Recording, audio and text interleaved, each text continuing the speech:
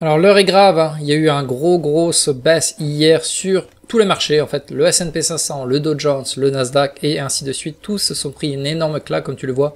C'est la bougie, en fait, on a ouvert ici, hier, l'ouverture était vraiment haute, hein. D'ailleurs on avait fait ce qu'on appelle un gap, hein. Et ça a chuté violemment en dessous de ce que tu vois la ligne verte qui est la moyenne mobile 20. Donc souvent dans cette condition on va voir la moyenne mobile 20 parce que depuis en fait le mois de novembre, hein, je vais remonter vraiment en arrière depuis le mois de novembre. En fait, on n'avait jamais dépassé vers le bas la moyenne mobile 20.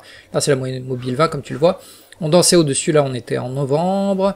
On a touché une fois, deux fois, 3, 4, 5, 6. Et à chaque fois, ça rebondissait. Vraiment, ça repartait. Donc, ce qu'on appelle un bull run, hein, quand c'est en positif. Hein. Et là, première fois, depuis 5 mois, la bougie a vraiment dépassé la moyenne mobile 20, elle a fermé carrément en dessous. Hein. Et aujourd'hui, 1 heure avant l'ouverture du marché, attention, il va y avoir les chiffres du taux de chômage. Et si le chiffre justement ne plaît pas aux investisseurs, ça risque de chuter vraiment très bas. Hein. Donc ce que l'on s'attend éventuellement, ça serait presque une chute de peut-être 5 à jusqu'à 10% sur le Nasdaq et peut-être aux alentours de 5-8% sur le S&P 500 si les chiffres du taux de chômage sont mauvais. Et souvent également en termes de référence pour voir à peu près où est-ce que ça pourrait éventuellement redescendre parce qu'on peut jamais savoir.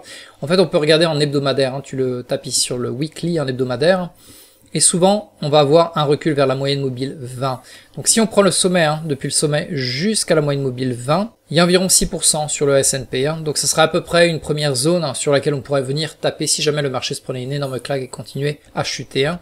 Donc si je mets une ligne justement pour voir à peu près où est-ce qu'on arriverait, et je repasse en journalier. Donc on serait à peu près sur ce niveau, hein. Comme tu vois, on avait tapé 2 fois d'ailleurs à peu près sur cette zone. Hein. Donc ça peut être à peu près une zone ici. Et maintenant personnellement pour les trades, comment est-ce que je verrai cette opportunité? Parce que naturellement quand ça se pète les dents, c'est plutôt une opportunité. Hein. Mais donc la question est la suivante, comment profiter de cette baisse? Pour ça, on va revenir directement sur le TQQ que je trade majoritairement. Hein. Si jamais tu suis pas mes vidéos, que c'est la première fois que tu tombes dessus, en fait, le TQQ, ça représente le Nasdaq en effet de levier x3. Hein. Donc, si tu prends le Nasdaq qui perd 1% de sa valeur, le TQQ va perdre, lui, au contraire, 3%. Et si le Nasdaq va augmenter de 3%, le TQQ, lui, il va augmenter de 3%. Donc voilà les premières choses que je vais guetter en fait sur les méthodes d'achat que j'ai. La première, en fait, je vais placer de l'argent aux alentours d'une baisse de moins 27,6%, hein, aux alentours de là. Donc là, je vais placer un premier ordre d'achat, je vais caler quelques pourcentages de mon portefeuille.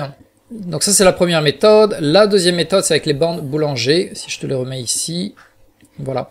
Et si on sort extrêmement bas de la bande boulanger inférieure que tu vois ici, c'est la ligne bleue, à ce moment-là, je vais pouvoir acheter.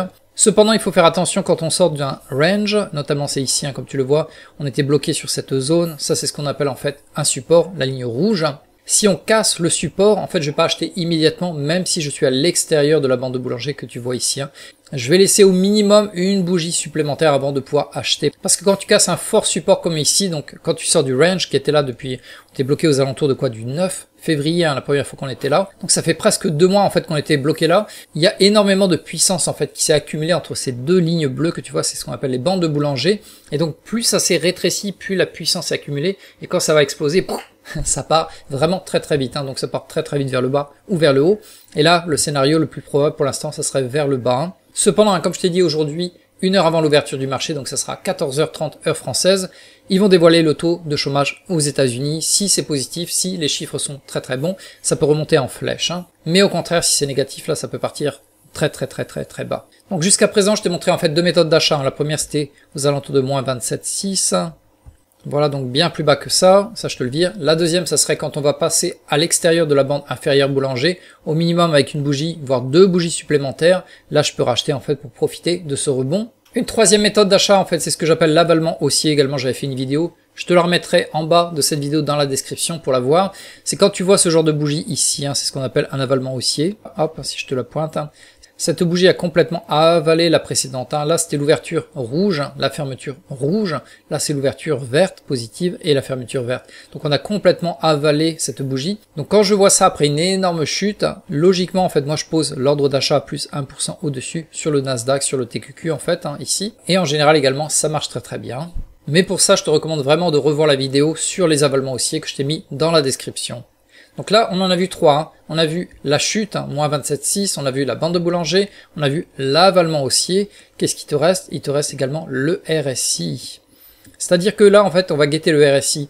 Si ça continue en fait à chuter, donc par exemple ça chute, ça chute, ça chute, ça chute, ça remonte, ça chute, ça remonte, ça chute, et que sur le RSI ça fait à peu près pareil, comme ça, comme ça, comme ça, mais qu'au bout d'un moment en fait ce qui va se passer c'est que le RSI va commencer à remonter alors que ça continue à chuter, donc ça je te le dessine également.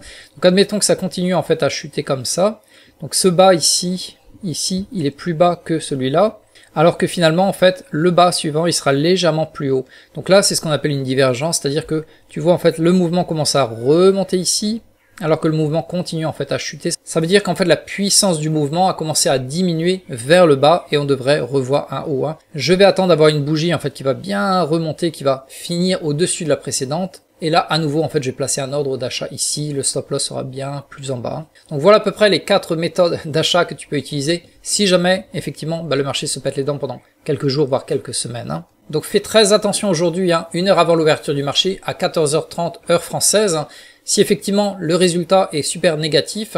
Si tu vois que ça remonte en flèche dans un premier temps, comme ça dans les premières minutes, ça remonte jusqu'à éventuellement la moyenne mobile 20, et que par la suite, bam, ça chute, ça chute, ça chute, à ce moment-là, si tu es encore engagé dans le marché, peut-être c'est bien de dégager tes positions ici, de tout vendre, parce que ça risque de tomber bien plus bas, bien plus bas, bien plus bas, bien plus bas, bien plus bas.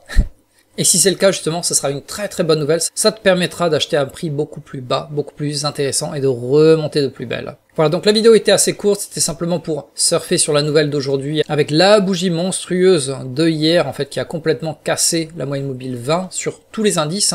Également la méga grosse news qui arrive aujourd'hui 1 heure avant l'ouverture du marché. J'espère qu'il sera déplaisante, c'est-à-dire que le marché va se péter les dents. Vraiment, ça lui fera du bien parce que ça faisait pendant 5 mois, on était toujours en hausse. Donc maintenant, on a besoin de respirer avec une belle correction d'environ peut-être 5 à 10% sur le Nasdaq et d'environ peut-être 5 à 8% sur le S&P 500. Et naturellement, le CAC 40, tous les autres indices également vont suivre. Si ça se pète les dents d'un côté, ça va également se péter les dents sur tous les autres indices. Donc voilà, on est arrivé au bout de cette vidéo. Si tu l'as apprécié, pense à cliquer sur j'aime et surtout abonne-toi à ma chaîne parce que toutes les semaines, chaque semaine, je vais publier ce genre de vidéos avec des méthodes d'achat également, des méthodes de vente et des méthodes surtout qui fonctionnent.